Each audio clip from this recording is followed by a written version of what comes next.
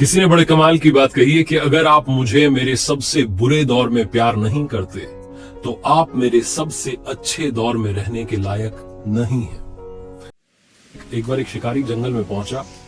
शिकार करने के इरादे से उसने अपने तीर पर बहुत खतरनाक वाला जहर लगाया और शिकार को निशाना बना करके उसने वो तीर छोड़ा, लेकिन उसका तीर चूक गया और जाकर के लगा एक पेड़ में। एक हरा भरा पेड़, बड़ा सा पेड़ जिसमें बहुत सारे तोते रहते थे। वो जो तीर था वो जाकर के जब उस पेड़ के तने में लगा तो धीरे धीरे वो पेड़ सूखने लगा। उस पेड़ में जितने तोते रहते थे एक एक करके सब छोड़ के जाने लगे। उस बड़े से पेड़ की कोटर में एक बहुत बूढ़ा तोता रहता था जो धर्मात्मा था, बड़े अच्छे मन का था। वो जो तोता था वो उस पेड़ को छोड़ने के लिए तैयार नहीं था। वो जाता था अपना दाना लेके, वापस आकर के वहीं बैठ जाता था, रहता वहीं था। उसके जो साथी थे तोते, उन्होंने आकर के समझाया कई बार कि चलो यहां क्या रखा है, तो खत्म होने वाला है, गिर जाएगा किसी भी दिन।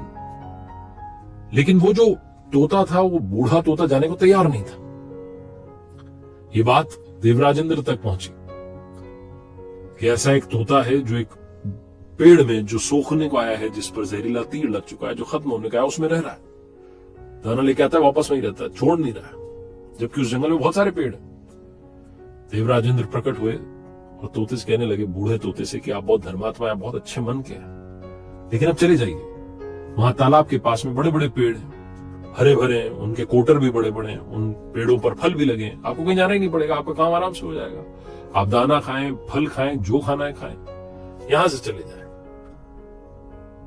जो तोता था उसने कहा कि क्षमा कीजिएगा, लेकिन आप ऐसी बात कैसे कर सकते हैं? इस पेड़ ने मुझे जीवन दिया, शिकारियों से मेरी रक्षा की, मेरी जान बचाई, हर मौसम में मेरे साथ रहा। ये कोटर मेरा घर है।